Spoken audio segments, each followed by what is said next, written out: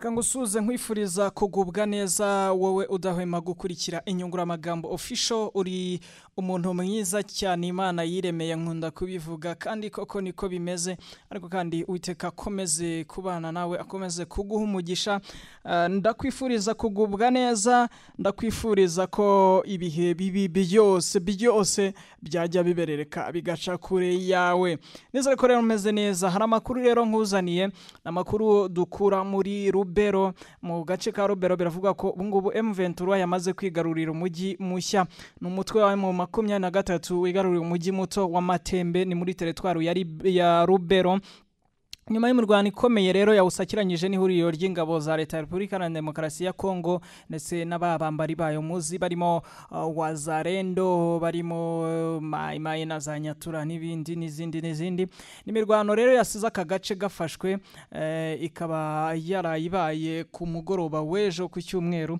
amakuru avuga ko M23 ariyo yateye ibirindiro by'ingabo za leta ya Kongo ikoresheje intwaro ziremereye n'ibimodoka by'intambara Matembe rero yafashwe na M23 na gace gaherereye ku muhanda munini wa RN2 cyangwa RN2 huza umujyi wa Goma n'ibindi bice bitandukanye by'intara ya Kivu y'Amajyaruguru na Ituri aka gace gafatwa nk'ibirindiro bikomeye by'ingabo za leta ya Repubulika na Demokarasi ya Kongo RDC zifashishaga zimurira intwaro ku mirongo itandukanye y'urugamba mu rwego rwo gukumira M23 kuba yakomeza kujya mu mijyi irimo Rubero na Butembo kuri ubu rero hakaba hari amahirwe menshi yuko ifatwa ry'aka gace rishobora gutuma M23 ifata iriya mijyi nuko nguko bimeze rero ibyo muri Rubero ibyo muri Repubulika ya Demokarasi ya Kongo nuko byifashe hanyuma mbere yuko ngenda reka mbanze nsimbukire muri Uganda mbabwire ko rwose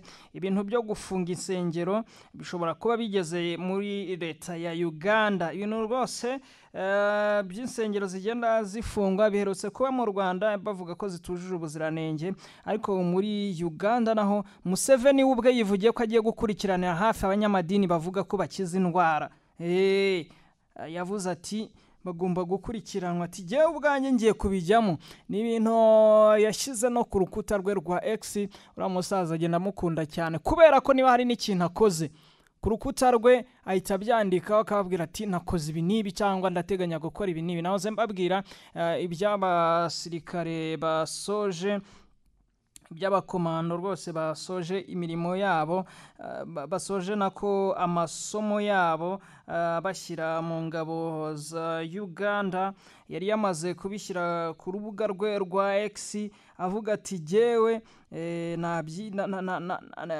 tuvuga ko ari ukubitaha se cyangwa kuyobora uriya muhango nyine wo kwinjiza abasirikare baba barosoje amasomo mu ngabo akabinjizamo ibyo rero akaba yanavuze ko uyu munsi yasoje inama y'abakatolike yabereye ya Lady of Lulu de Bujumbura muri katedrale Yes yanavuze ko rero uyu munsi ngo bwo yabivuze ejo ariko bivuga ko abasirikare b'abakomando 83 ejo ari bwo yitabiriye umuhango cyangwa se yayoboye umuhango wo kubashyira mu ngabo za Uganda avuga ko ngo yizeye neza kuba basoje amasomo yabo ngo bafite imyitozo ihagije bahawe muri ishuri rya Karama muri Uganda nyine akavuga ko rwose bakoze cyane kandi abizeyemo ubushobozi akavuga ko yanatangije icyo bita first edition of the Mechanized College magazine abazajya batoreza rero ibijyanye n'indwano ibijyanye n'intambara Museveni avuga ati nabikoze hanyuma rero ingingo nyamukuru yo kwa Museveni yavuze ko yatangije imigambi yo gutangira gukurikirana hafi ibikorwa by'abayobozi b'amadini bavuga ko bakora ibitangaza byo gukiza indwara ibi Museveni yabitangaje ubwo yari yagiye gutangiza itorero rya Temple Mount Church of All Nations urusengero runini cyane ruherutse gufungurwa Mulago muri Kampala ruyoborwa na Prophet Samuel Kakande imbere y'ibihumbi by'abayoboke b'iri torero baturutse muri Uganda no mu bindi bihugu bya Afurika ndetse no hakurya, Perezida Museveni yavuze ko guverinoma igomba gushyira ku munzani bw'isanzure bw'amadini no kurinda ubuzima bw'abaturage no kubarinda kuriganywa. Museveni yavuze ati tuje gukira iyi minsi, iyi ni inshuro ya kabiri yanjye hano. Ati ubwo nazaga nabonye Pasiteri Kakande akiza abantu bamwe, ati none nongeye kugaruka, ati rero tugiye gushishikazwa no gukizwa kwiwe. Museveni yashimangiye ko nubwo imikorere y'amadini ikwiye kubahwa, iyo gukiza indwara bigomba gusuzumwa. Ibyo gukiza indwara ngo ni ukubisuzuma mu buryo bwa gihanga nk'uko iyi nkuru dukesha Chimp Reports bivuga. Yakomeje agira ati niba ukiza, leta ni umugenzuzi mwiza. Iyo ari ibicuruzwa by'inganda haba hari urwego rwitwa National Bureau of Standards. Gukiza rero hari inzego z'ubuzima za kinyamwuga zigomba kubijyamo zigakurikira gukiza ute. Museveni yemeje ko ari ngombwa ko habaho inyandiko zo kwa muganga zemeza ko gukira kw'ibitangaza kubaho koko. Niba umuntu muhamusengeye agakizwa, bibaho nta wamenya. Nubwo yewe ntarakizwa bansengeye, ariko tujya tubona abo basengeye bagakira nk'uko baba babyivugira, ariko nta wamenya ngo gukira biba bimeze gute, se baba bakize neza. Reka rero nsimbukire mu Burundi nanone. Ibyo kunyuruza cyangwa ibyo gufunga abarundi byo bimaze kuba nk'inkuru isanzwe. Sinzi ko ndibuze kubigarukaho, ariko hari inkuru yabaye rwose y'akababaro y'abaturage, abamama babiri, ababyeyi babiri muri Bujumbura. Habereye ibyo twakwita nko guhonyura uburenganzira bwa muntu. Ibi byakozwe n'abaturage n'abantu batamenyekanye urwego bakorera, ariko nanone biza bishimangirwa n'igipolisi cy'u Burundi. Ni hagati mu mujyi wa Bujumbura rero, aho isoko rikuru rya Bujumbura, aho abagabo babiri bambaye civile bafasha abagore babiri bari bafite intaro mu ntoki batembereza udutaro. Bakibafata batangiye kubakubita bidasanzwe. Mu kanya gato haza abapolisi nabo barabafata, babikora nk'uko abambere babigenje. Abapolisi rero bahise babakubita bikomeye, ndetse babakubitisha agasentire. Abo bakenyezi rero cyangwa abo bagore babajyanye nabi cyane mu buryo babatwayemo. Biragaragara ko birabangamye cyane. Bagiye bavirirana ku mutwe, ndetse imwe mu myenda bari bambaye yasigaye aho ngaho kuri uwo muhanda aho bakubitirwaga. Abo rero bakaba bari gutabarizwa cyane, kuko uburyo babajyanyemo rwose ni ibibazo. Burundi nabo nabo gusengerwa, kuko urugomo ruhabera rwose. Ni ibibazo. Nk'ubu hari umurundi bari gutabariza, yitwa Kaze Chris, hari n'abajya bamwita Kabwesi. N'umusore w'imyaka 40, asanzwe akora akazi ko gucuruza mu mujyi wa Bujumbura, agacuruza ibintu by'ibyuma bitandukanye byo kubaka muri quartier Asiatique, aho rero yari afite kenkayori. Chris aturuka mu mutumba wa Musave muri komine n'intara ya Kayanza, ariko akaba yarasanzwe muri quartier Nyawugete ya mbere muri komine Muha mu mujyi wa Bujumbura. Mu bijyanye na politike, amutabariza bavuga ko nta politike ajyamo, ntahuriye na politike, ariko ngo yafashwe. Ku itariki ya 10 y'ukwa 12 nibwo Chris Kaze yafashwe aratwarwa. Kuri uwo munsi ngo yari yahamagaye kuri telefone n'umwavoka witwa Pascal, n'umwavoka ngo w'umukire cyane, yunganira uwitwa Ndoricimana Iseti uzwi cyane ku izina rya Ndori. Kumuhamagara Pascal yasabye Chris ko yamusanga kuri hoteli Le Chandelier iri mu mujyi wa Bujumbura.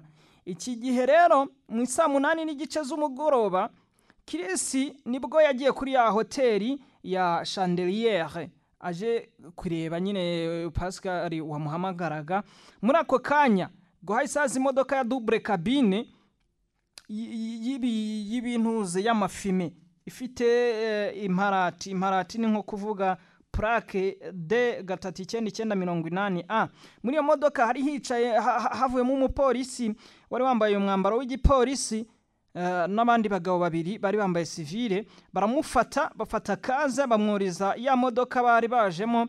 Imodoka itiva kuri iyo hoteli yihuta cyane yerekeza ku muhanda ujya kuri Messe des Officiels, hafi ya hari icyicaro gikuru cy'iperereza ry'u Burundi.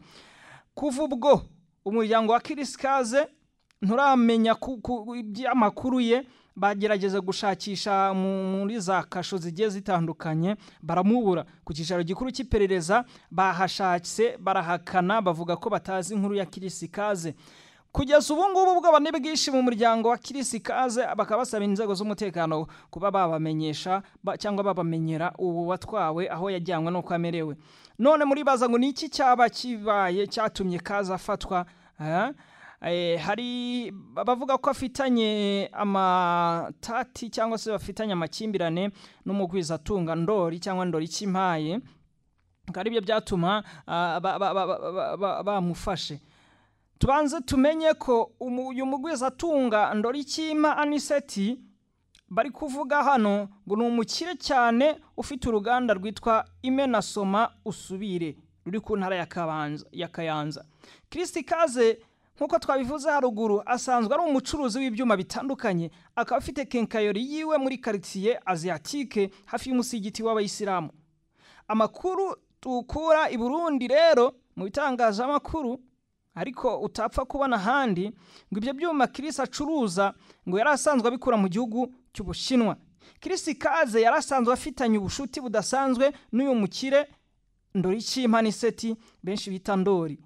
Ayo makuru dufite rero avuga ko Kirisi ari we wajyaga mu gihugu cy'Ubushinwa akazana ibyuma bikoreshwa mu nganda z'uwo mugwizatunga Ndori cyangwa Ndori Kimpa. Ibyo byuma Kirisi yajyaga bizana ku ideni, ariko bikandikwa ku izina ryiwe aho mu Bushinwa. Guhera ku byuma byose rero yazanaga ku ruganda Imenasoma Usubire akabizanayo. Tubabwire ko uwo mugwizatunga Ndori aherutse kwagura uruganda cyangwa se kurufungura muri Muramvya kwibarabara rya 13 n'ubwo ku muhanda wa 13, mu byo uruganda rukora ibikareto n'imikenke. Bivuga ko ibyo byuma byose byakoreshejwe muri urwo ruganda Ndori aho muri Muramvya nyine byazanywe ku ideni na Kirisikaze abikuye mu Bushinwa muri 2019. Ibyo byuma rero ngo ntabwo birishyurwa. Abashinwa batangira kwishyuza Kirisikaze kuko biri mu izina rye, nawe akaza kwishyuza Ndori kugira ngo ajye kwishyura rya deni. Ndori akanga kwishyura, kabigenda bigura intege. Amakuru dufite ngo byateye rero icyuka kibi hagati ya Kirisikaze n'uwo mugwizatunga Ndori mu Bushinwa kuko bishyuza cyane. Harakekwa ko Kirisi rero yaba yafashwe akajyanwa ni kubera uwo nguwo Ndori Kimpa.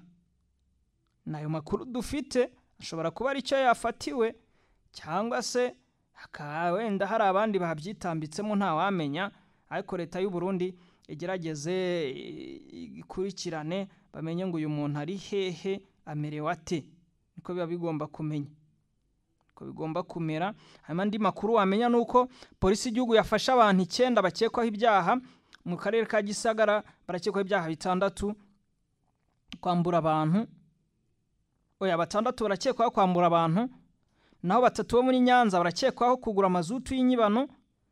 Mu gihe muri Kamonyi hafashwe litiro 1060 za mazutu, abazibye bakaba bari gushakishwa. Polisi rero yashimiye abaturage bagize uruhare muri icyo gikorwa. Nuko nguko byifashe. Reka mbe nsubikiye ahangaha amakuru narindi kubagezaho, hanyuma mu kanya ndagaruka mbabwira ngo noneho byifashe bitahandi. Amakuru yo ni menshi, ndakomeza nyabagezaho gakeya genda nyabagezaho. Kanda subscribe rero, kore share, like na comment, hanyuma witurize nanjye ngukorera akazi. Icyo nicyo gihembo.